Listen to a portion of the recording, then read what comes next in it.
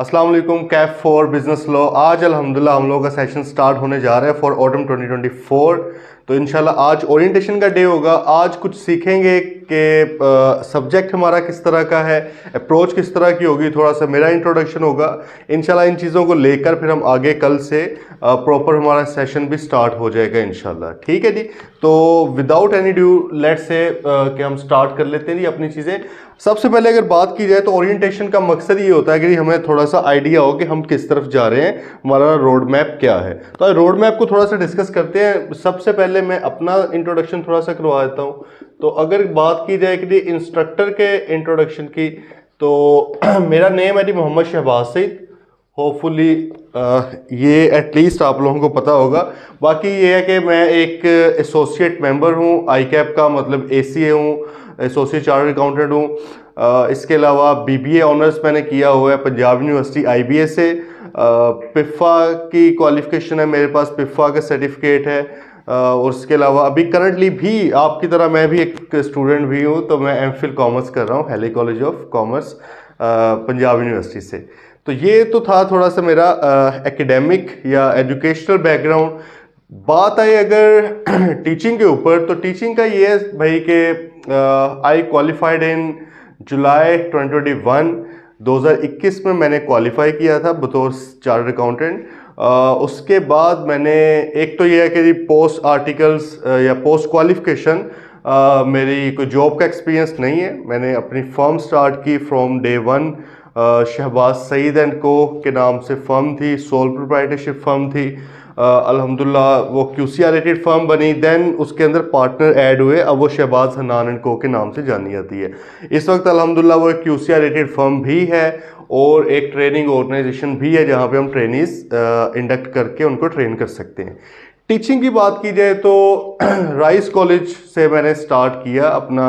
वैसे तो इससे पहले मैंने ऑनलाइन पढ़ाया हुआ था फाइनल, वो भी एक वेंचर था, एक और सर थे उनके साथ। उसमें मैंने CFAP 6 ऑडिट और SPM जो कि पहले BMS का सब्जेक्ट होता था वो पढ़ाया था। लेकिन फिर फिजिकली अगर बात की जाए तो मैंने राइस कॉलेज ही मेरा फर्स्ट एंड लास्ट एक्सपीरियंस था। वहाँ पर मैंने तकरीबन 2 साल वहाँ पे गुजारे हैं, बड़ा कुछ लर्न किया है वहाँ से।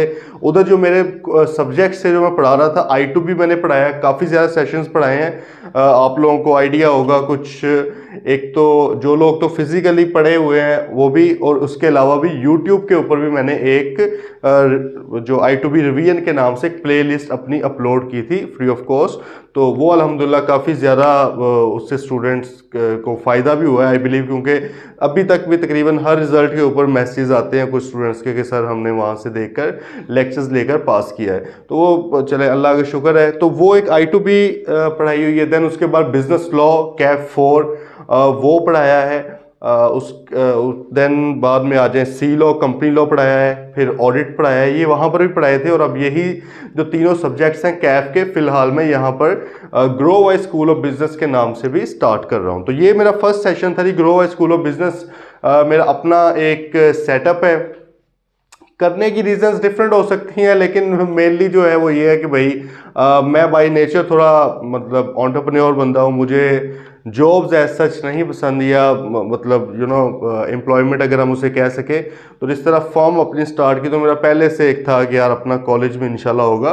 तो इस वक्त जो है डिस्टेंस लर्निंग के प्लेटफॉर्म हमने स्टार्ट किया grow Wise School of business. तो ये आप लोगों को थोड़ा सा मेरे बारे में आई बिलीव आइडिया हो गया होगा। इंशाल्लाह नेक्स्ट सेशन में कोशिश होगी कि कुछ और सब्जेक्ट्स भी ऐड किए जाएं। इस बार भी काफ़ी अच्छे टीचर्स हैं जो ऑन बोर्ड आना चाह रहे थे, लेकिन हमने कहा पहला हम एक एक्सपीरियंस कर लें इसके ऊपर के मैनेजमेंट के हवाले से, एडमिनिस्ट्रेशन के हवाले से कोई इश्यूज आते हैं या नहीं आते, किस तरह के आते हैं, वो हम थोड़ा सा देख लें। देन उसके बाद हम इसको मज़ीद एक्सपेंड भी करेंगे।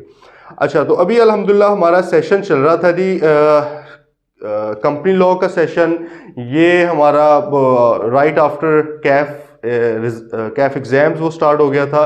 ऑडिट का भी उसी डेट से right after Kaif exam start हो गया था। बिजनेस लॉ है ये आज स्टार्ट हो रहा है, पोस्ट रिजल्ट स्टार्ट हो रहा है। तो इंशाल्लाह जिस तरह बाकी दोनों सब्जेक्ट्स होंगे आपके ऑटम 24 के लिए तैयार करने हैं हमने, इस तरह इंशाल्लाह ये भी ऑटम 24 के लिए होगा और ये टाइमली हो जाएगा। ठीक है जी, चलें अब थोड़ा सा आगे चलते हैं। अगर हम बात करें सब्जेक्ट के इंट्रोडक्शन की कि भाई सब्जेक्ट क्या है। सब्जेक्ट है जी आपका कैफ 4। ठीक है जी, कैफ 4 है बिजनेस लॉ इसको बोला जाता है। आज से कुछ साल पहले ये दो डिफरेंट सब्जेक्ट्स होते थे और अभी सुनने में आ रहा है कि शायद एजुकेशन स्कीम 2025 आ रही है जो अभी जो डिस्क्लोज नहीं हुई प्रॉपरली, वहाँ पे शायद फिर इसको तोड़ के दो कर दिया जाए। मतलब है कि पहले होता रहा मर्केंटाइल लॉ, ये जो आपका बिजनेस लॉ का सारे के सारा पोर्शन है, इसको आप मर्केंटाइल लॉ कहते थे। ठीक है, और आपका जो है कंपनी लॉ था, ये दोनों मिलकर एक सब्जेक्ट बन जाते थे। ठीक है, इसको फिर इकट्ठा हम बिजनेस लॉ का नाम देते थे। जैसे इस वक्त दो अलग हैं ये सब्जेक्ट्स, आपका बिजनेस लॉ के नाम से और कंपनी लॉ के नाम से है, तो हो सकता है कि ये मर्ज हो जाएं। ठीक है, ये इकट्ठे हो सकते हैं, लेकिन खैर वो हो या ना हो अभी हमारे ऊपर तो कोई इम्पैक्ट नहीं है, किसी भी तरह का कोई इफेक्ट नहीं पड़ना हमारे ऊपर एजुकेशन स्कीम का, क्योंकि जब वो आती भी है तो फिर भी उसके बाद कोई 1.5-2 साल का ट्रांजिशन पीरियड आपको देते हैं, तो तब तक तो वैसे ही स्टूडेंट निकल जाते हैं। ठीक है जी, अच्छा कैफ 4 बिजनेस लॉ है। इससे पहले आपके पास कितनी की नॉलेज रिक्वायर्ड है इसको करने के लिए, तो देखें कोई प्री रेक्विजिट तो नहीं है कि लाजमी कुछ ना कुछ हो, लेकिन क्योंकि पीआरसी तो किया ही होता है सब हर बंदे ने, तो पीआरसी के अंदर आपने इंट्रोडक्शन टू बिजनेस पढ़ा होता है, वो थोड़ी सी आपकी हेल्प कर देता है, वो थोड़ी सी चीज़ें उधर से आ जाती हैं। अदरवाइज मोस्टली जो चीज़ें हैं इसके अंदर न्यू ही होंगी। ठीक है, मोस्टली चीज़ें इसके अंदर न्यू होंगी। सब्जेक्ट की अगर नेचर की बात की जाए तो भाई ये है लीगल नेचर का सब्जेक्ट है। लीगल नेचर से मुराद क्या है, नाम से जाहिर है कि बिजनेस लॉ है, तो लॉज इसके अंदर डिफरेंट हमने पढ़ने हैं। अगर बात की जाए लॉज की तो बहुत बड़ा एक लॉ इसके अंदर हमने जो पढ़ना है वो कॉन्ट्रैक्ट एक्ट 1872 है, 1872 का कानून है जी। कॉन्ट्रैक्ट्स का कॉन्ट्रैक्ट किस तरह करते हैं, उनको अगर परफॉर्म ना किया जाए तो फिर क्या पेनल्टीज हैं, क्या डैमेजेस हैं, उसको देखना है हमने। पार्टीज के आपस में रिलेशंस को देखना है, तो इन चीज़ों को थोड़ा सा बारीकी से हमने देखना है इसमें। देन एक आया था पार्टनरशिप एक्ट आया था 1932 का, कि पार्टनरशिप्स जो बिजनेसेस हैं वो पाकिस्तान में किस तरह रन किए जाते हैं, कौन से लॉज उनको गवर्न करते हैं, उनमें पार्टनर्स की आपस में क्या राइट्स एंड ड्यूटीज़ हैं, क्या एक दूसरे के साथ रिलेशंस है, थर्ड पार्टी के साथ क्या रिलेशंस है, इनको हमने देखना है। देन हम चले आगे तो एक निगोशिएबल इंस्ट्रूमेंट का एक एक्ट है।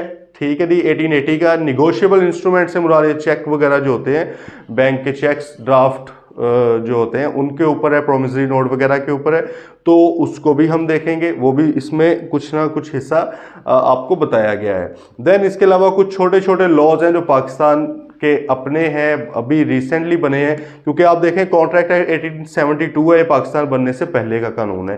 पार्टनरशिप एक्ट 1932 है, पाकिस्तान बनने से पहले का कानून है।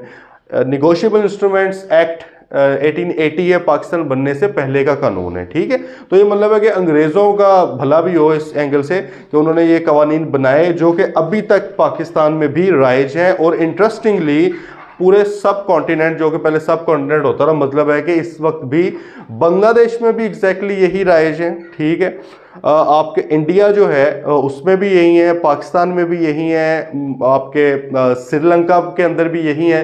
तो इसका मतलब है कि ये कवानीन काफ़ी हद तक बेहतर थे कि इनको रिप्लेस नहीं किया गया अपने अपने लॉज के साथ, यही लेकर कंटिन्यू कर रहे हैं। तो इसमें ये भी एक हेल्प हो जाती है आपकी, जो स्टूडेंट्स थोड़ा सा मतलब है कि आप कहें कि ज़्यादा एफर्ट करते हैं, थोड़ा कोशिश करते हैं नहीं अनसीन क्वेश्चंस करने की ट्राई करें, तो वो बांग्लादेश का जो सीए है या चार्टर्ड अकाउंटेंसी है उधर से भी वो क्वेश्चंस उठा सकते हैं बिजनेस लॉ के करने के लिए प्रैक्टिस। मेरी अपनी ये है कि आपका जो आप लोगों के पास जो सेट आएगा प्रैक्टिस का, उसके अंदर सारे क्वेश्चंस पाकिस्तानी नहीं होंगे, उसमें कुछ इंडिया के भी होंगे, कुछ बांग्लादेश के भी होंगे, और जब आप लोग टेस्ट दिया करेंगे उसके अंदर भी कुछ क्वेश्चन इस तरह ही देखे जाते हैं, ताकि थोड़ा सा आप अनसीन क्वेश्चंस एक बड़े लेवल पर मतलब के थोड़ा सा चीज़ों को देख सकें। ठीक है जी, तो लीगल नेचर का आपको आ गया होगा, इसका आइडिया हो गया। देन अगर बात की जाए कि क्या ये थ्योरी है या न्यूमेरिकल है, तो भाई थ्योरी सब्जेक्ट है। ठीक है जी। प्योर थ्योरी सब्जेक्ट है, इसमें न्यूमेरिकल्स बिल्कुल ही नहीं है, बिल्कुल ही नहीं है। एक जगह पे जाके वो बस थोड़ा फॉर्मूला सा लगाना पड़ता है, वो भी सिंपल फार्मूला होता है कि आप अपने दिमाग में लगा सकते हैं, ठीक है। मतलब रेशो एक निकालनी पड़ सकती है अगर वो क्वेश्चन आ गया तो। अदर देन दैट बिल्कुल ही ये थ्योरी है, तो आप कह सकते हैं कि इट इज़ 100% थ्योरेटिकल सब्जेक्ट। अच्छा, अब इसमें है क्या, इसमें देखें जी, अगर यहाँ पर ही हम बात कर लें पेपर पैटर्न की, जो कि हम आगे जाके दोबारा डिस्कस करेंगे, लेकिन अगर बात की जाए तो इसके अंदर भाई कोई 15 मार्क्स के एमसीक्यूज आते हैं। एमसीक्यूज आते हैं भाई कितने मार्क्स के, 15 नंबर के एमसीक्यूज आएंगे। हाँ, अब ये एमसीक्यू 12 भी हो सकते हैं, 13 भी हो सकते हैं, हो सकता है आईकैप किसी एमसीक्यू को 2 नंबर का रख दे, किसी को 1.5 का, किसी को 1 का, ठीक है, लेकिन मार्क्स 15 ही रहेंगे, 15 नंबर से बढ़ेंगे नहीं, सही है। हो सकता है 15 के 15 एमसीक्यूज आ जाए, हो सकता है 12 आ जाए या 13 आ जाए, ठीक है। देन आपका तकरीबन आप कह लें कि 30 टू 40 मार्क्स ये आपके आते हैं जी रिप्रोडक्शन के क्वेश्चन। रिप्रोडक्शन से मुराद ये थोड़ा सा मतलब आप कह लें सोफिस्टिकेटेड वर्ड यूज़ किया जा रहा है, असल में ये रट्टा है, ठीक है। जो लोग इसको रट्टा समझते हैं तो वो रट्टा इसको कह सकते हैं, लेकिन इसमें भी हम देखेंगे कि जी रट्टा एज इट इज़ लगाना ज़रूरी नहीं है, रिक्वायर्ड नहीं है, ना ही एग्जामिनर आपको चाहता है कि आपके वर्ड टू वर्ड आप उसको लिखें चीज़ को। एग्जामिनर ऑब्वियसली ये ज़रूर चाहता है कि आप कोई भी एंगल मिस ना करें, जो आपका हर एंगल से उसको कवर करें, लेकिन ही और शी डजंट वांट कि आप इसको बिल्कुल ही एग्जैक्टली छापा लगा दें वहां पे जाके। छापा वो रिक्वायर्ड नहीं कर रहा, वो चाहता है कि आपका कॉन्सेप्ट क्लियर हो, आप उस कॉन्सेप्ट को अपने वर्ड्स में लिखें, लेकिन अपने वर्ड्स में लिखते लिखते कहीं ये ना हो कि वो जो एक वो होता है ना विस्पर वाला वो गेम होती है कि मैं आपको कुछ बोलता हूँ, आप आगे कुछ बोलते हैं, आगे कुछ बोलते हैं, वो गेम खेल रहे हैं, तो इधर से जो वर्ड निकला है वो एंड पे जाते जाते कुछ और ही बन जाता है, ठीक है। तो वो गेम ना हो, आप कॉन्सेप्ट को समझे अपनी सलीस इंग्लिश में, सलीस उर्दू होती थी ना जिस तरह, तो आप सलीस इंग्लिश में, प्लेन इंग्लिश में उसको लिख सकते हैं, ठीक है। लेकिन अगेन वही बात है कि अगर कुछ स्टूडेंट्स कहते हैं कि नहीं मैं तो कुछ कमाल सा लिखना चाहता हूं, तो भाई रट्टा अभी भी ना लगाएं, लेकिन फिर वो सलीस इंग्लिश की बजाय टेक्निकल जो जार्गन्स है, जो टेक्निकल लैंग्वेज है, लीगल टर्म्स हैं, वो यूज करने की कोशिश करें, ठीक है जी। लीगल टर्म्स के ऊपर एक डॉक्यूमेंट वो भी मैं आप लोगों को प्रोवाइड कर दूंगा, और उसके ऊपर ऑलरेडी एक मेरा लेक्चर रिकॉर्डेड है, जब मैं राइस में था तो उस वक्त एक रिकॉर्ड किया था, उसका मैं आपको लिंक भेज दूंगा, वो आप देख लीजिएगा जब वो थोड़ा सा अभी 2-4 दिन गुजर जाए, टाइम आए तो आप वैसे मुझे याद भी करवा देना। अब उसका मकसद और फायदा तब होगा जब आपको उसको उन वर्ड्स की, उन टेक्निकल टर्म्स की कॉन्सेप्चुअली समझ आएगी, फिर आप उसको यूज कर सकते हो। और मैं ये रेकमेंड करता हूं कि आप उसको बीच बीच में यूज करें, लेकिन सिर्फ तब करें अगर आपको उसकी समझ आई है, क्योंकि वो लैटिन फ्रेजेज हैं और लैंग्वेज की फ्रेजेज हैं, तो ये ना हो कि आप कहीं का कहीं ले जाएं बात को, ठीक है जी। तो खैर बिल्कुल रिप्रोडक्शन, बिल्कुल रट्टा उधर प्रोड्यूस करने की जरूरत नहीं है, लेकिन आपके जो है कॉन्सेप्ट्स क्लियर होने चाहिए ताकि आप उसको अपने अल्फाज में भी लिख सकते हैं। बात आई है जी कुछ समझ। अच्छा, देन अगर हम आ जाएं तो भाई तकरीबन कोई 45 टू 50 आप कह लें, रेंज ऊपर नीचे थोड़ी बहुत होती रहती है, ठीक है। ये आपके आते हैं केस सिनेरियोज, केस स्टडीज भी कह सकते हैं, केस सिनेरियो भी कह सकते हैं, ठीक है। ये जो है ना, ये और एमसीक्यूज, ये दोनों चीज़ें पासिंग के लिए बहुत ज़्यादा ज़रूरी हैं, ठीक है। एमसीक्यूज के अंदर भी आम तौर पे 10 के नंबर तो हर स्टूडेंट ही ले लेता है जिसने थोड़ा सा रेगुलर पढ़ा है, ठीक है। 15 भी ले लेते हैं लोग जिन्होंने ज़्यादा पढ़ा हुआ है, सही है। अच्छा, अब केस सिनेरियो का ये मसला है कि भाई केस सिनेरियो हमने लाइफ में कभी नहीं किए होते अभी तक आज की डेट तक हमारा जो एजुकेशन सिस्टम है पिछला मतलब एफएससी, आईकॉम, एफए वगैरह का, उसके अंदर हमने कभी भी केस स्टडी सॉल्व नहीं की होती कि हमारे सामने कोई सिचुएशन आए और हम किसी रूल को अप्लाई करते हुए, किसी लॉ को अप्लाई करते हुए उसको सॉल्व करें। अभी तक हमने नहीं किया होता, इसलिए स्टूडेंट्स को यहाँ पर थोड़ी सी दुश्वारी पेश आती है कि यार एक क्या करना है, इसकी समझ नहीं आ रही, लीगल प्रोविजन क्या होती है, इसको लिखना किस तरह, इसको लिंक किस तरह करना है। तो भाई मैं तो पूरी कोशिश करूंगा कि किस तरह समझाया जा सके आप लोगों को, लेकिन इसका ज़्यादा जो है वो आप लोगों के ऊपर डिपेंड करता है कि आप इसकी प्रैक्टिस कितनी करते हैं। ये चीज़ जो है ना, ये प्योरली रिटर्न प्रैक्टिस के साथ, रिटर्न प्रैक्टिस, दूसरी प्रैक्टिस नहीं होती कोई भी। वो आप कहें ना मैं पढ़ ली है, वो आप कोई 1000 सवाल भी पढ़ लें, दैट्स नथिंग, उसका कोई फ़ायदा नहीं है, ठीक है। जब तक आप लिख कर नहीं कर रहे तो कुछ क्वेश्चंस कर लें, लेकिन लिख कर करें लाजमी, ताकि आपकी ये जो रिटर्न प्रैक्टिस जितनी ज़्यादा होगी ना, आपको पता लग जाएगा कि यार केस सिनेरियो का आंसर मैंने किस तरह करना है। बस ये सीन है, तो ये इंशाल्लाह आपका हो सकता है, ठीक है नहीं। अच्छा, अगर हम यहाँ पे अब इसकी बात करें पासिंग परसेंटेज की, आई कैप की तो भाई आई कैप की जो पासिंग परसेंटेज है, इस अटेम्प्ट में जो रीसेंट आपका रिजल्ट आया है स्प्रिंग 2024 का, हाँ स्प्रिंग 2024 का जो रिजल्ट आया है भाईजान, उसके अंदर आपका 33% इसका रिजल्ट आया है। इस सब्जेक्ट के अंदर कैफ 4 के अंदर भाई कितने स्टूडेंट्स पास हुए हैं? 33% स्टूडेंट्स पास हुए हैं, which is the second lowest result. Second lowest, 8 paper होते हैं ना कैफ के, तो सेकंड लोएस्ट रिजल्ट जो है इसका आया है। फर्स्ट पे R1 थी, आई बिलीव 27% था उसका, सेकंड पे भाई ये था 23% के साथ। अब आप ये कहें कि यार ये इजी सा सब्जेक्ट है, इजी समझा जाता है इसको, ठीक है, लेकिन इसमें 33% क्यों आया है? तो भाई रीजन सिंपल ये है कि ज्यादा इजी ले लिया हमने। जब आप किसी चीज को ज्यादा ही इजी ले लेते हैं तो फिर आई कैप भी, भाई आई कैप के लिए तो बिजनेस लॉ भी पूरा एक सब्जेक्ट है, कंपनी लॉ जो इससे भी थोड़ा छोटा है और लोग समझते हैं वो इससे भी ज्यादा इजी है, वो भी पूरा एक सब्जेक्ट है। मतलब इसकी भी उतनी ही अहमियत है जितनी कि रिपोर्टिंग की है, जितनी की MFA की है, जितनी कि ऑडिट की है। इसकी इंपॉर्टेंस बिल्कुल भी कम नहीं है। अगर ये नहीं पास तो फिर भी कैफ पास नहीं है। जिस तरह हम रिपोर्टिंग कर करके दिन रात पागल हुए होते हैं, क्योंकि हमें लगता है यार अगर रिपोर्टिंग फेल होगी तो कैफ कैसे होगा। यही वाली जो फीलिंग्स है इस गरीब के बाल के लिए नहीं होती हमारी। लिटरली रीजन सिर्फ ये है फेल होने की, अदरवाइज इसमें मतलब बनता ही नहीं है यार फेल होना। सिर्फ ये रीजन है कि स्टूडेंट्स सारे का सारा टाइम दे देते हैं न्यूमेरिकल सब्जेक्ट्स को, कॉस्ट को, R1 को, ठीक है, अगर मतलब फर्स्ट स्टेज की बात की जाए ग्रुप की इसको उतनी इंपॉर्टेंस नहीं दी जाती। इसको कहते हैं यार थ्योरी है, पढ़ लेंगे यार, पढ़ लेंगे। मैं बता रहा हूँ सिर्फ पढ़ के नहीं पास होना।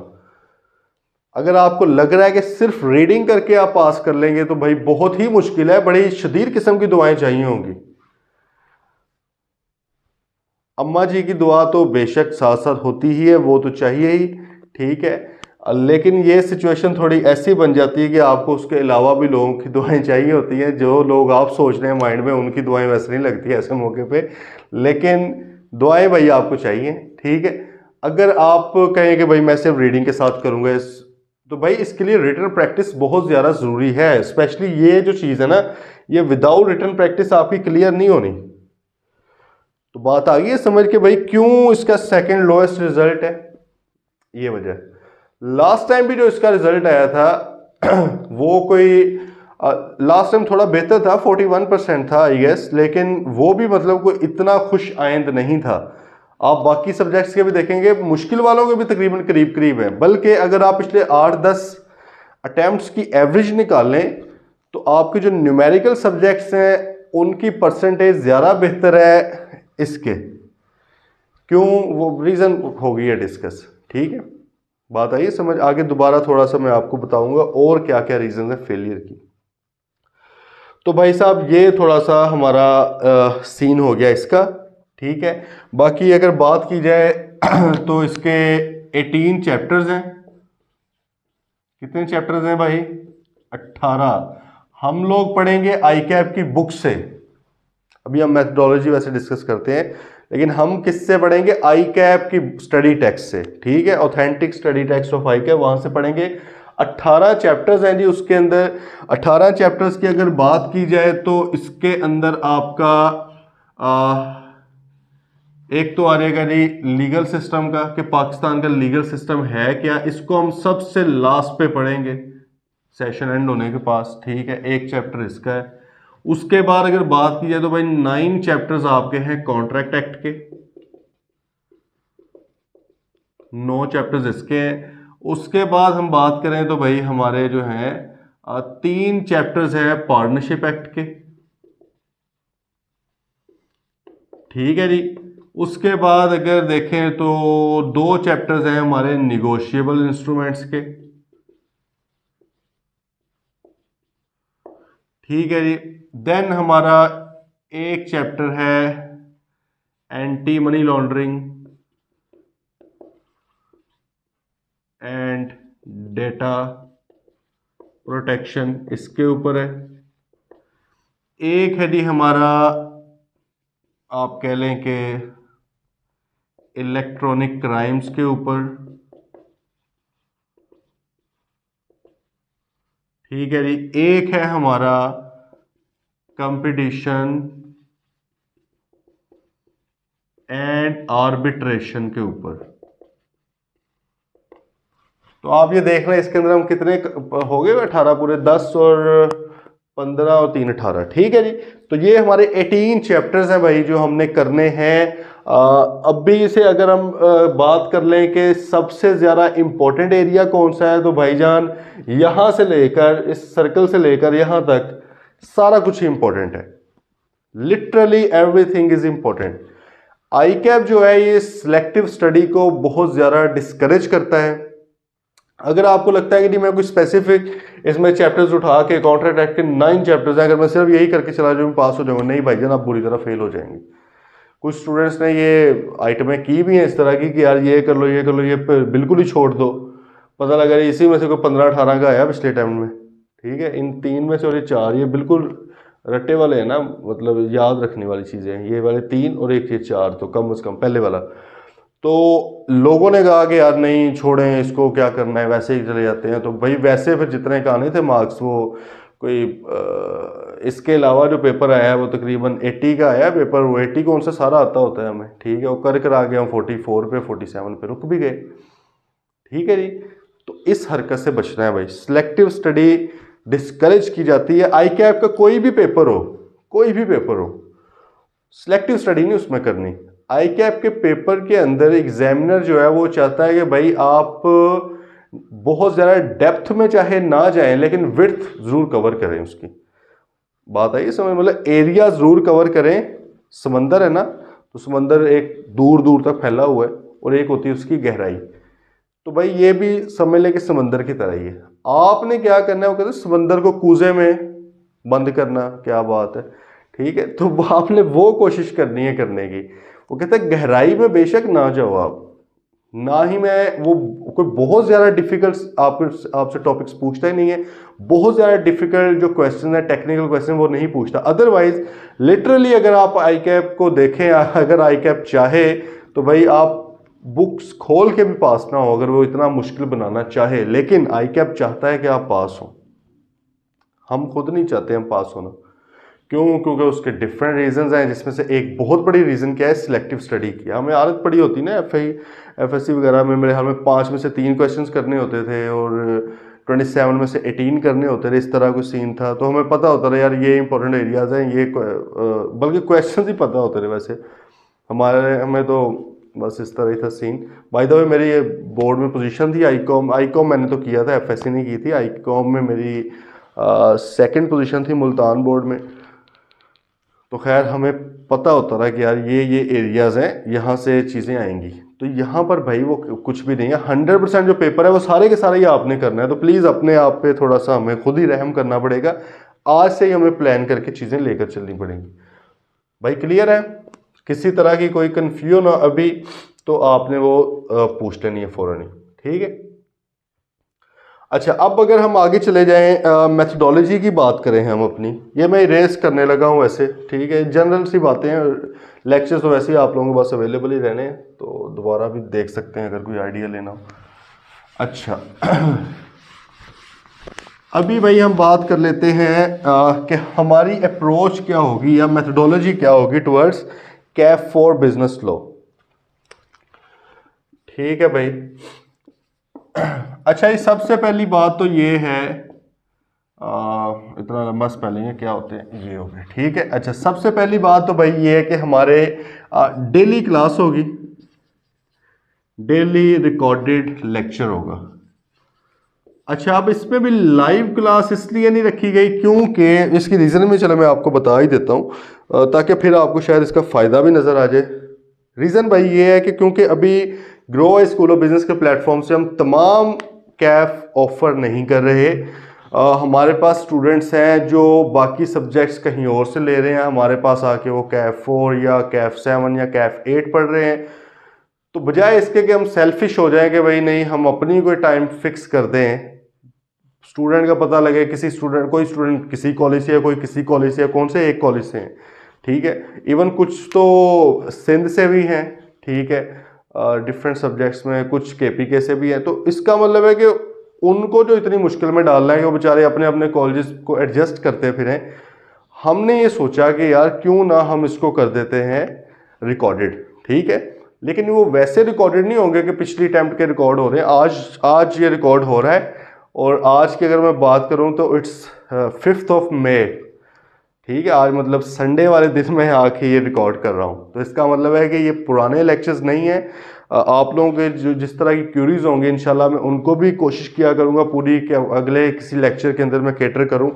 तो इसलिए ये काइंड ऑफ आप समझ, इसका फ़ायदा आपको बताता हूँ। अच्छा, एक तो ये हो गया ना कि किसी का वो स्केड्यूल डिस्टर्ब नहीं होगा।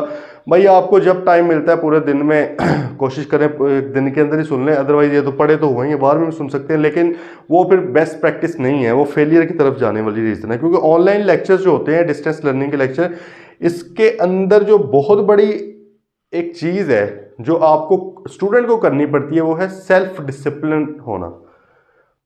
If you are not self discipline और self organised, distance learning is not for you. मैं सिंपल बात करूंगा, ठीक है।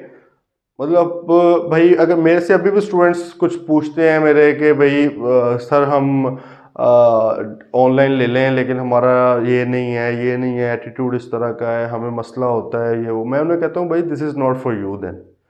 ये तो अपने आप को एक डिसिप्लिन करके चलने की बात है ना, ठीक है। तो एंड पे ये हो गया आप किसी पे ब्लेम डाल रहे हो, सिस्टम पे ब्लेम डाल रहे हो, ये हो भाई, अब दुनिया बहुत आगे चलेगी यार, नो बॉडी केयर्स, ठीक है। लोग आगे जा रहे हैं, आप खुदा ना खास्ता फेल हो गए, रोते रहेंगे, कोई आपको चुप करवाने के लिए भी नहीं बैठेगा। क्योंकि आपको पता होना चाहिए कि आपके अपने डिसिप्लिन की वजह से ये चीज़ें हुई हैं, अपने ऊपर हमने लेनी है चीज़ें। तो भाई सेल्फ डिसिप्लिन ले होकर चलोगे, डेली का लेक्चर डेली सुनो, किसी तरह का कोई मसला नहीं है। हाँ, पाइल अप करते जाओगे, दूसरे सब्जेक्ट्स की भी टेंशन है, ये भी इकट्ठा हो गया है, एंड पे पैनिक करके लो जी हो गया, ठीक है, वो हरकत नहीं करनी। अच्छा, तो डेली आपका लेक्चर आ जाएगा, फ्लेक्सिबिलिटी है इसमें। बाकी अब इसको आप समझ लें कि काइंड ऑफ लाइव करने के लिए मैं क्या करूँगा, जिस तरह होता है ना एक लाइव सेशन चल रहा होता है कि आप साथ साथ क्वेश्चंस कर रहे हैं, मैं आंसर कर रहा हूँ, वो एक लाइव एक सेशन होता है। अब ये क्योंकि है रिकॉर्डेड लेक्चर, तो इसमें थोड़ी सी मेरी एफर्ट और इनपुट मुझे करनी पड़ेगी। वो क्या है कि question and answer like live class. अब ये है क्या, इसको समझ लें, ये ना कहना बार में कि सर आपने तो लाइव क्लास लिख दिया था, क्योंकि मुझे लगता है कंस्ट्रक्टिव ऑब्लिगेशन बन जाती है ना IAS 37 के मुताबिक अगर हम कोई बात कर दें। ये उस तरह लाइव क्लास की बात नहीं हो रही, ये बात ये हो रही है कि भाईजान जिस तरह आप लोग लाइव क्लास के अंदर क्वेश्चंस करते हैं, टीचर फौरन ऑब्वियसली जवाब देना चाहिए, उन्हें देते भी होंगे, जिस तरह फिजिकल क्लास के अंदर भी होता है। अच्छा, मेरे बारे में ना एक चीज़ मशहूर है थोड़ी सी, जो जितने मेरे स्टूडेंट्स हैं उन्हें पता है इस चीज़ का, और मैं समझता हूँ कि बात ठीक है वो ये है कि मैं टाइमली रिप्लाई करता हूँ, बल्कि ओवर टाइमली रिप्लाई करता हूँ। इतना ओवर टाइमली से मुराद बहुत ही जल्द। इस पे अक्सर तो मतलब मेरी वाइफ भी ये कहती हैं कि यार आप मतलब फ़ौरन ही कर देते हैं रिप्लाई, वो भी कहते हो क्या वेला टीचर है और ये हो।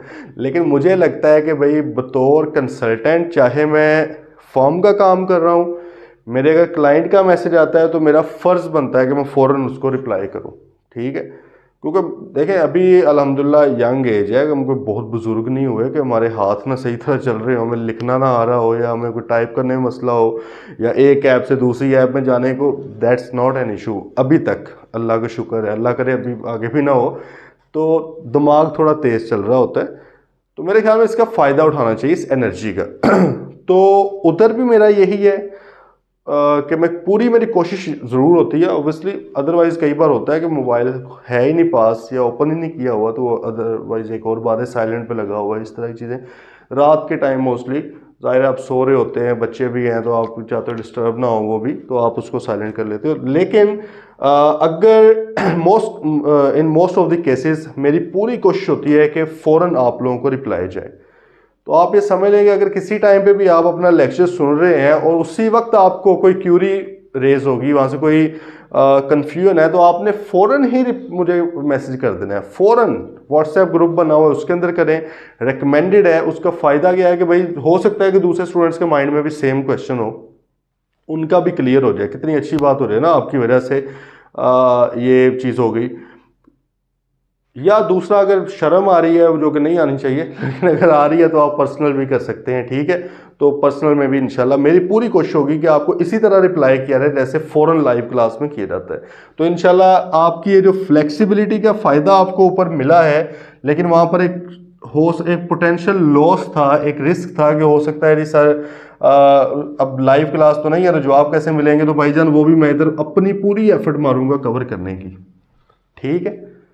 इसके साथ देखें ये सारा कुछ ना बड़ा प्लान चल रहा है अल्हम्दुलिल्लाह हमारा। आप देखें कि हमने जो कोर्सेज भी ऑफर किए थे उसमें भी ये कहा था कि लिमिटेड स्लॉट्स अवेलेबल हैं, क्योंकि ये नहीं है कि जी अब, क्योंकि इसके अंदर जो चीज़ें करनी है ना उसमें मैं पर्सनली इन्वॉल्व हूँ, पर्सनल टाइम मेरा कंज्यूम होना है, मैंने खुद कंज्यूम होना है इस चीज़ में। तो बजाय इसके कि मैं कोई इतना स्टूडेंट रख लूँ कि बाद में वो मेरी कैपेसिटी से बाहर हो उन सबको केटर करना, ठीक है। क्योंकि मैं फ़िलहाल टीए नहीं रखना चाह रहा, मैं ये चाह रहा था कि भाई मैं खुद देखूं, अपना टाइम दूं, मुझे पता लगे कि स्टूडेंट्स के इश्यूज़ क्या हैं। अभी टेस्टिंग की बात होगी तो टेस्ट भी मैं सारे के सारे खुद बनाऊंगा और मार्क भी मैं सारे के सारे खुद करूंगा, और वहाँ पर आपको रिमार्क्स दे रहा हूँगा कि भाई यहाँ पे आपकी क्या गलती है, यहाँ पे क्या गलती, स्पेशली मिट गया वो, ड्राफ्टिंग के लिए, केस सिनेरियोस के लिए बहुत ज़्यादा इंपॉर्टेंट होगी वो चीज़, ठीक है जी। तो भाई इधर भी फिर हमारा ये अच्छा। अब उसके बाद अगर आ जाए आगे मेथडोलॉजी पे तो भाई हमारी टेस्टिंग होगी, वीकली टेस्टिंग है जी हमारी, ठीक है। मंडे को हुआ करेगा भाई, ये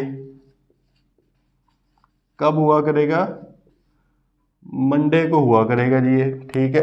हो सकता है कि आप लोग बाकी डिफरेंट कॉलेज से पढ़ रहे हैं, ये चीज़ जो थोड़ी सी ना आपको भी हल्का फुल्का कंप्रोमाइज़ करना पड़ेगा, क्योंकि एक डे ज़ाहिर रखना चाहिए हमें सबके लिए। तो हो सकता है कि आपका कोई और सब्जेक्ट का टेस्ट हो या किस तरह, लेकिन थोड़ा बहुत यार इसको एडजस्ट आप कर लेना प्लीज़, ठीक है।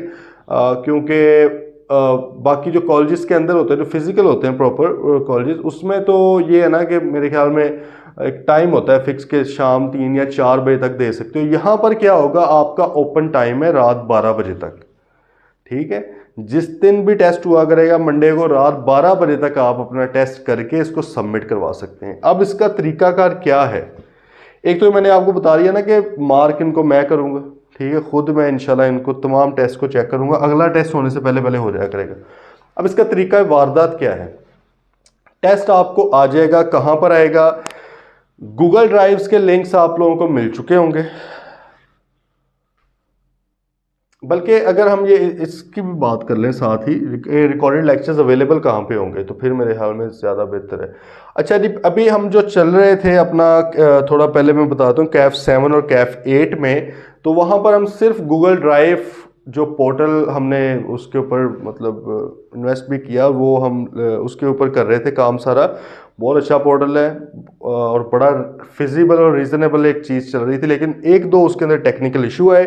लेकिन साथ ही क्योंकि हमारा प्लान कुछ और था, हमारा प्लान ये था कि भाई हम लेक्चर्स तक एक्सेस, ये वैसे मैं आज ये ओपन कर रहा हूँ बात, करना, एग्जीक्यूट हमने ये काम 2-3 दिन तक करना है, लेकिन आज ही मैं चले ओपन कर देता हूँ। वो ये है कि भाई हमने ना कैफ 4, कैफ 7 और कैफ 8 मतलब इस सेशन के तमाम lectures free of cost lectures, not the other things, sport नहीं, वो ऑब्वियसली वही बात है ना कि मैं एक लार्ज नंबर ऑफ स्टूडेंट्स को नहीं कर सकता पर्सनली कैटर, लेकिन करना मैंने पर्सनल ही है ये, तो वो फिर अच्छा। तो भाई एक मतलब इसको फ्री ऑफ कॉस्ट हम अपलोड कर देंगे यूट्यूब के ऊपर, ठीक है, ताकि जो इनरोल्ड हैं वो भी वहीं से देख लें, जो इनरोल्ड नहीं है और वो देखना चाहते हैं, क्योंकि मुझे बहुत सी क्यूरीज आ रही थी पहले भी, पर्सनली भी मेरा ये प्लान था, लेकिन कुछ स्टूडेंट्स ने भी स्पेशली जिन्होंने I2B के लेक्चर्स वहाँ से रिवीजन लेक्चर्स ही लिए हुए थे, वो बहुत कह रहे थे कि सर ये भी करें। फिर मैंने कैफ 4 के और कैफ 8 का रिफ्रेशर कोर्स करवाया था पिछले सेशन में, वो भी मैंने सारा ऑनलाइन फ्री ऑफ कॉस्ट रखा। फिर स्टूडेंट्स कह रहे थे कि सर फुल भी कर दें प्लीज़, जो अफोर्ड नहीं कर सकते और ये वो, तो और वो हलाल हराम वाला आजकल बड़ा सीन चल रहा होता है फेसबुक पे कि यूट्यूब पे लेना क्या सीन है। तो भाई मैं तो खुद दे रहा हूँ वहाँ पे लेक्चर्स, तो मेरे ख्याल में मेरे एटलीस्ट ये वाले तो आई बिलीव हलाल ही होने चाहिए इंशाल्लाह, क्योंकि मुझे कोई मसला नहीं है, ठीक है। तो वो अब मीडियम आपका लेक्चर्स का क्या होगा, यूट्यूब के ऊपर प्लेलिस्ट बनी होगी, चैनल भी हमने उसका न्यू बना दिया है, ठीक है, उसके ऊपर बाकी जो लेक्चर्स हैं वो भी जा रहे हैं, और आप लोगों की भी प्लेलिस्ट कैफ 4 बिजनेस लॉ के नाम से या बिजनेस लॉ के नाम से वहाँ पे प्लेलिस्ट बन जाएगी, उसके अंदर डेली आपके लेक्चर्स आ रहे होंगे। आएगा डेली, ये नहीं है कि इकट्ठे फेंक दें, इकट्ठे हैं ही नहीं। मैंने आपको बताया है कि साथ साथ चीज़ें हो रही होंगी, ठीक है। यही है कि 1-2 लेक्चर 3 लेक्चर शायद मैं पहले रिकॉर्ड कर लूँ, लेकिन इस तरह नहीं होगा कि मैं 50 लेक्चर रिकॉर्ड करके वो कब करूँगा भाई, मेरे पास इतना टाइम ही नहीं है। अभी दूसरे 2 सब्जेक्ट्स भी देखने हैं और बाकी चीज़ें तो खैर हैं ही इतनी सारी। तो बस एक चैलेंज लिया हुआ है, इंशाल्लाह अल्लाह करम करेगा, इस चैलेंज में मदद करेगा इंशाल्लाह। तो भाई यूट्यूब के ऊपर आप लोगों को अवेलेबल होंगे, क्लियर है, बात आ गई है समझ, अच्छी क्वालिटी के अंदर वो होंगे, ठीक है, लेक्चर्स बिल्कुल स्क्रीन वगैरह क्लियर है। ये आपका जो है फ्रेम हुआ करेगा, ठीक है, इसके अंदर आपका वाइट बोर्ड भी यूज़ हो जाएगा मेरी तरफ से, और ये सारा सिलसिला, बात आ गई भाई समझ।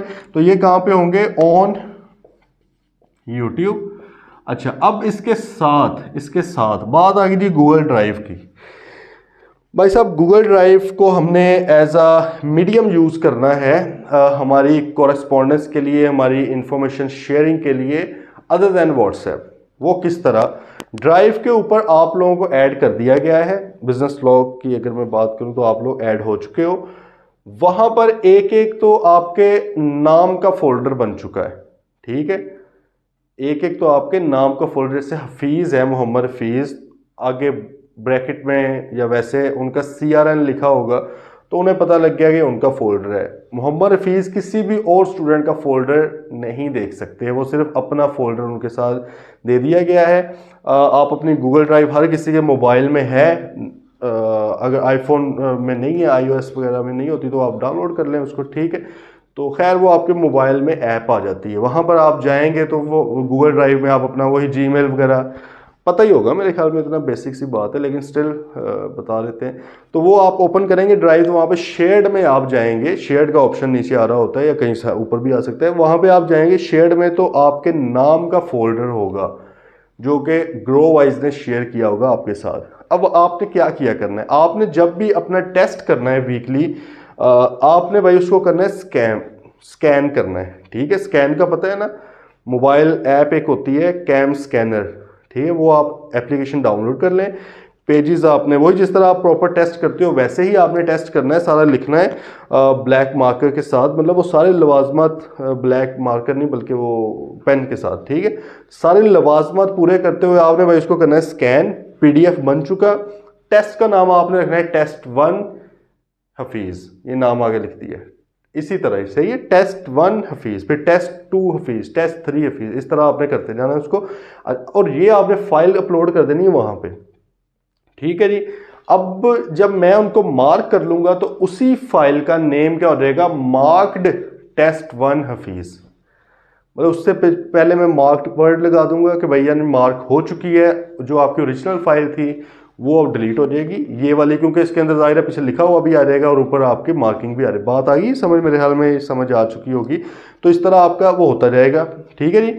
अच्छा फिर एक ड्राइव के ऊपर ही बिजनेस लॉ का फोल्डर है जी, उसमें स्टडी मटेरियल का भी होगा और आपके उसका भी स्टडी मटेरियल की अगर बात की जाए तो उसके अंदर अगर कोई चीज़ मैंने आपको प्रोवाइड करनी है, जैसे कि हम इंशाल्लाह प्रैक्टिकल लर्निंग भी करेंगे चीज़ों की, ठीक है, तो उनको भी लेकर चीज़ों को चलेंगे, तो वो भी मैं कुछ आपको दिखाया करूँगा। पार्टनरशिप्स का जब टाइम आएगा तो partnership agreements, partnership deeds exactly किस तरह की होती हैं वो भी आप लोगों को मैं दिखाऊंगा, ठीक है। तो वो इस तरह की चीज़ें मैं वहाँ पे अपलोड करूँगा। अभी भी बुक जो है वहाँ पे अपलोड की हुई है। और हाँ, एक रन डाउन रिवीजन है, रिवीजन नोट्स है मेरे कैफ 4 के बिजनेस लॉ के, वो भी I believe shortest revision notes हैं, उससे ज़्यादा शॉर्ट नहीं हो सकते, लेकिन उनको यूज़ किस तरह करना है ये बड़ा ज़्यादा ज़रूरी है।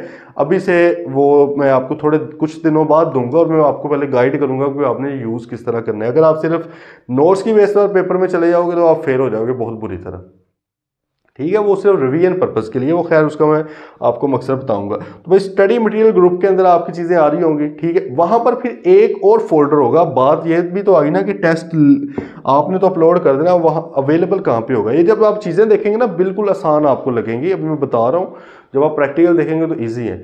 तो आपका जो बिजनेस लॉ का फोल्डर है वहां पर ही टेस्ट के नाम से ठीक आपका एक फोल्डर पड़ा होगा, उसमें दो फोल्डर्स आगे होंगे, एक होगा क्वेश्चन पेपर्स का और एक होगा सॉल्यूशंस का। क्वेश्चन पेपर जो है वहां पर आपके टेस्ट 1 टेस्ट 2 इस तरह आते रहेंगे, ठीक। वहां पे आप लोग नहीं अपलोड कर सकेंगे क्योंकि हमने रिस्ट्रिक्शन लगाई हुई है, वो आप सिर्फ व्यू कर सकते हो या डाउनलोड कर सकते हो, आप उसको अपलोड नहीं। अपलोड आपने टेस्ट कहाँ पे करना है, अपने नाम वाले फोल्डर के अंदर, ठीक है जी। तो आप टेस्ट 1 उठाएं, 2 उठाएं, फिर उसके बाद सॉल्यूशंस भी जब आ जाया करेंगे वो अगले दिन ही सॉल्यूशन में अपलोड कर दिया करूंगा, वहां पे सॉल्यूशंस में जाए वो देख लें। इसके अलावा जो प्रैक्टिस के लिए क्वेश्चन है वो भी स्टडी मटेरियल के अंदर ग्रुप मौजूद है, फोल्डर मौजूद है, वहां पर आपके एमसीक्यूज भी चैप्टर वाइज होंगे, ठीक है, सोल्व्ड एंड अनसोल्व्ड, ठीक है। और आपकी जो सोल्व्ड दूसरे हैं मतलब ये सब्जेक्टिव क्वेश्चन होते हैं रिप्रोडक्शन या केस सिनेरियोज के, वो भी चैप्टर वाइज जैसे चैप्टर एंड हुआ करेगा या उससे पहले मैं प्रोवाइड कर दिया करूंगा ताकि आप लोग मजीद प्रैक्टिस कर लें।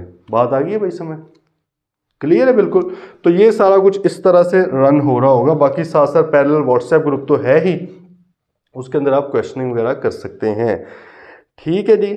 अच्छा और इसमें इम्पोर्टेंट बात हमारी सेशनल प्लान है भाई। सेशनल प्लान की अगर बात की जाए तो इसका मैं थोड़ा बता देता हूँ।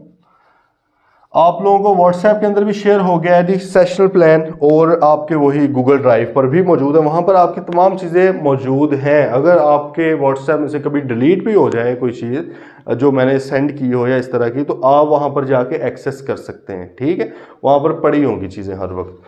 अच्छा जी और टेस्ट भी आपके हमेशा वहाँ पे पड़े रहेंगे। अगर आप व्हाट्सएप के थ्रू भेजते हैं मंगवाते हैं तो वो ऑब्वियसली डिलीट भी हो जाती चीज़ें, लेकिन वहाँ पर आपके मार्क टेस्ट जो है वो पड़े रहेंगे। और इंटरेस्टिंग एक चीज़ ये थी टेस्ट के अंदर ही कि वहाँ पर एक प्रोग्रेस रिपोर्ट के नाम से भी, जहाँ पर से आप टेस्ट उठाओगे, सही है, जहां से आप टेस्ट या सॉल्यूशन उठाया करोगे, वहां पर एक प्रोग्रेस रिपोर्ट के नाम से भी एक फाइल पड़ी होगी जिसके अंदर आपके क्लास के सारे CRN आ रहे होंगे और आगे टेस्ट 1 टेस्ट 2 टेस्ट मतलब इस तरह सारा करके उसका एक तरीकाकार होगा कि भाईजान आपके कितने कितने मार्क्स हैं, ठीक है। तो वहां पर आप अपनी प्रोग्रेस भी किसी भी टाइम पे देख सकते हैं, लाइव बेसिस पे देख सकते हैं। एक होता है ना अगर पूछना हो मैनेजमेंट को, पूछना है हाँ जी मैंने 4 टेस्ट दिए थे, कितने कितने मार्क्स हैं, कोई ज़रूरत नहीं है पूछने की भाईजान, वहाँ पे जाएं, फोल्डर वो खोलें, अपनी फाइल सामने आ जाएगा कि आपके कितने कितने मार्क्स हैं, ठीक है। उसके अगेंस्ट जो आपके टेस्ट हैं वो तो आपके फोल्डर के अंदर पड़े हुए नेम वाले फोल्डर में, ठीक है जी। तो प्रोग्रेस रिपोर्ट भी है। अच्छा अब स्टूडेंट्स का एक इशू ये होता है कि डिस्टेंस लर्निंग में मोस्टली वो टेस्ट देना पसंद नहीं करते। फिजिकल में तो पता है ना कि टीचर ने अगले दिन फिर लील करना है, चलो थोड़ा सा कर लें, लेकिन इधर क्या है कि इधर पता होता है कि टीचर ने तो बेचारे खपते ही रहना है अकेले, हम ना टेस्ट दें हमारा क्या है। तो भाईजान सबसे पहले तो मोटिवेट ही किया जा सकता है, लेकिन मोटिवेट भी उसको किया जा सकता है जिसका अपने अंदर कोई थोड़ा सा हो ना, अखलाकियात भी हों, कोई एथिक्स भी हों।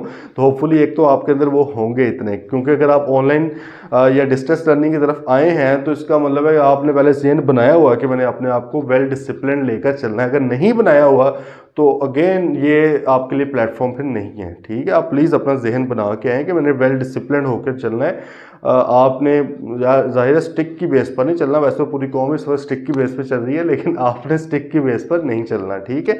अपने दिमाग के साथ मैच्योर हैं यार, इतनी माशाल्लाह एज हो गई है।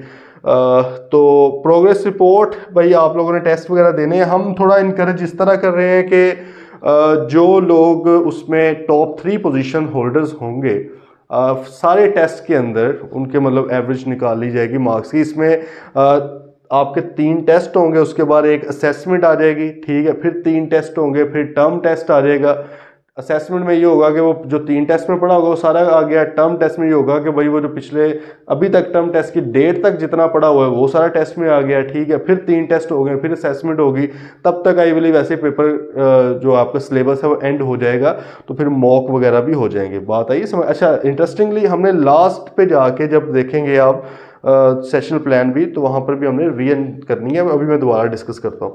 तो भाई जितने भी टेस्ट हैं आप लोग देंगे, उसकी जो टॉप 3 पोजीशन होल्डर्स होंगे उनको हम जो नेक्स्ट सब्जेक्ट है, एक वन सब्जेक्ट कोई भी, वो कैफ 7 जो हमारे पास अगर कर रहे हैं मेरे सब्जेक्ट्स में से कैफ 7 या कैफ 8, हम उनको फ्री ऑफ कॉस्ट ऑफर करेंगे, ठीक है। बिल्कुल फ्री नहीं हो, वैसे तो फ़ी खैर अब भी कोई नहीं है तकरीबन, देखें बहुत ही रीज़नेबल है, क्योंकि हमारा अभी पर्पज़ और अल्लाह करे आइंदा भी ना हो, क्योंकि शुक्र अल्लाह का प्रैक्टिस अच्छी चल रही है, हम उधर से अर्न कर रहे हैं। ये एक शौक़ है, और शौक़ से बढ़ के कुछ और प्लान्स हैं, वो इंशाल्लाह वक्त के साथ साथ सामने अनफोल्ड होंगे। तो अभी भी रीज़नेबल है, लेकिन हम ये भी बिल्कुल फ्री ऑफ कॉस्ट कर देंगे ताकि आप मेरिट के ऊपर विदाउट एनी चार्जेस आप पढ़ सकें, ठीक है, जो टॉप 3 पोजीशन होल्डर्स हैं। अच्छा, अभी अब सेशन प्लान की बात करें, ये आप लोगों के साथ शेयर हो गया। ये देखें, जैसे आप लोगों के लिए वेल डिसिप्लिन होना ज़रूरी है डिस्टेंस लर्निंग में, मेरे लिए शायद उससे ज़्यादा ज़रूरी है। तो मैंने तो अपना जहन बना लिया हुआ है भाई, अब आप लोगों की बारी है, ठीक है। मैंने अपना जहन बनाया हुआ है कि मैंने कब कितना कितना पढ़ाना है, आप लोगों के साथ शेयर हो चुका है। ये शायद ही कोई टीचर इस तरह शेयर करता है, क्योंकि काइंड ऑफ ऑब्लिगेशन बन जाती है ना कि भाई अब तो इतने लेक्चर करवाने पड़ेंगे, ठीक है, अब तो इतने इतने टाइम में कवर करना पड़ेगा। लेकिन मुझे पूरा यकीन है कि जब आप एक गुड फेथ के साथ आते हो तो अल्लाह भी बड़ी मदद करता है। तो इसमें कोई, मुझे नहीं कभी कोई मसला हुआ अपना प्लान शेयर करने में, तो वो आप लोगों के साथ शेयर हो चुका है। उसमें आप देख लें, टेंटेटिव है ऑब्वियसली, इंशाल्लाह पूरी कोशिश होगी। जैसे कैफ 7 कैफ 8 में तो तकरीबन अल्हम्दुलिल्लाह हम समझ लें कि उसके करीब करीब ही जा रहे हैं, बिल्कुल साथ साथ, ठीक है। लेकिन अभी कैफ 4 स्टार्ट होगा तो इसमें भी इंशाल्लाह कोशिश तो यही होगी, टेंटेटिव है लेकिन ऑब्वियसली। अच्छा, अब उसमें आप देखेंगे कि जी आपका चैप्टर के अंदर टॉपिक कौन सा हम पढ़ रहे हैं ये भी बड़ी एक इंटरेस्टिंग चीज़ है, क्योंकि हमने पूरी कोशिश इस तरह की है कि स्टूडेंट फ्रेंडली इसको बनाएं। आपको रिकॉर्डेड लेक्चर्स तो दें, लेकिन वो इस साथ साथ ये भी पूरी मैं अपनी कोशिश करूंगा अवेलेबल होने की, ताकि वो लगे काइंड ऑफ लाइव ही आपको लगे, ठीक है। अब अगर इधर बात आ जाए तो हमने यहाँ पे फिर कोशिश ये की है कि भाई हर लेक्चर का एक तो सेशनल प्लान में भी हमने बता दिया कि किस लेक्चर में कौन सा टॉपिक पढ़ना है। अब अगर किसी स्टूडेंट को कोई टॉपिक मिस हो गया है तो बजाय इसके कि वो अगर ये सेशनल प्लान मौजूद ना होता तो उसमें ढूंढते होना था यार, पता नहीं 22वें नंबर लेक्चर में था, 25वें में था, क्या था, तो उसको नहीं पता चलना था। इधर एक तो वो यहाँ से देखे, देन अगेन हमने एक और चीज़ क्या की है कि जब आप वो खोलेंगे लेक्चर खोलेंगे, वहाँ पर भी हमने चैप्टर नंबर लिखा हुआ है हर लेक्चर के अंदर। आज के जैसे आप देख रहे हैं तो नीचे आ रहा होगा आपका लेक्चर 1 ओरिएंटेशन, ठीक है। जब लेक्चर 2 होगा लिखा होगा chapter 2, lecture 3 chapter 2, lecture 4 chapter 2, जब तक चैप्टर 2 चलता रहना है, ठीक है। तो ये चीज़ हमने कोशिश किया है कि स्टूडेंट्स को जितना फ़ायदा दिया जा सकता है, ताकि उनका जो बिला वजह के दिमाग इस्तेमाल होना है वो तो रुक जाए, मतलब ढूंढने में चीज़ें, हाँ जहाँ पे रेलेवेंट जगह पे दिमाग इस्तेमाल होना वो लोग वो करें, ठीक है जी। तो सेशनल प्लान आप लोगों ने देख लिया। इसमें आपकी पहले तो कोई 70 अराउंड 70 आई बिलीव लेक्चर्स हैं, जिसमें आपका कोर्स इंशाल्लाह कंप्लीट हो जाएगा। फिर उसके बाद आप लोगों का रिवीजन आपकी होगी, ठीक है। रिवीजन के साथ साथ डेली का एक जो 10 लेक्चर्स की वो रिवीजन है, ठीक है। वो खैर शायद मैं जो प्री रिकॉर्डेड थे वही प्रोवाइड कर दूं, क्योंकि इसमें एक तो ये है कि अगर किसी को किसी टॉपिक के अंदर डिटेल में मसला है तो भाई ये लेक्चर्स तो अवेलेबल हैं ही, वो डिटेल में जाके भी सुन सकता है, तो वो वाले भी प्रोवाइड कर देंगे आपको। लेकिन उसके साथ साथ डेली टेस्ट होगा भाई, और उसका भी मैंने लिखा हुआ है किस किस चैप्टर का टेस्ट होगा। तो इसका मतलब है कि टेस्टिंग तो अन्नेवाह होनी है, और सारे के सारे मार्क मैंने खुद करने हैं इंशाल्लाह। आप लोगों के लिए एक ये है कि मुझे भी वक्त में डालें एक तो, लेकिन टेस्ट देकर डालें, वैसे ना डालें, ठीक है। और दूसरा ये है कि आपके लिए भी एक बहुत अच्छी चीज़ है, ज़्यादा से ज़्यादा प्रैक्टिस करें भाई। तो ये इंशाल्लाह हम सेशनल प्लान को फॉलो कर रहे होंगे। ओके जी। तो और क्या है, और ये है कि हाँ, जो क्लास जैसे कोई भी चैप्टर एंड हुआ करेगा, ठीक है, इसको हम कह सकते हैं चैप्टर एंड प्रैक्टिस। जब भी चैप्टर आपका एंड होगा तो तकरीबन समझ लें कुछ 75% या बल्कि 80-85% चैप्टर्स के एंड पे हमने प्रैक्टिस करनी है। 2-3 के नहीं करनी, वो उसकी रिक्वायर्ड नहीं है, ज़रूरत ही नहीं है, ठीक है, क्योंकि उसमें से सीधा इधर से सवाल आता है कभी कभार, तो वो हम उस तरह नहीं करेंगे। अदर देन दैट आपकी जो है हर चैप्टर के एंड पे हम प्रैक्टिस 1 दिन की किया करेंगे। 1-2 चैप्टर्स में तो 2 दिन की भी है, ठीक है। वो आप सेशनल प्लान आप लोगों के पास अवेलेबल है, मैंने उसी को फॉलो करना है, ठीक है, उसी के हिसाब से मैंने चल रहे होना। तो आप लोगों ने भी फिर अब एफिशिएंट थोड़ा सा बनना है। कभी ये नहीं पूछना सर ये किस लेक्चर में डिस्कस हुआ था, क्योंकि फिर वो मकसद फोत हो जाता है ना यार। अगर एक बंदे ने इतनी एफर्ट की है चीज़ को बनाने में, तो थोड़ा सा तो मेरे ख्याल में रिकग्नाइज करनी चाहिए ना उसकी एफर्ट। तो आप उधर से जाके देख सकते हैं, ठीक है।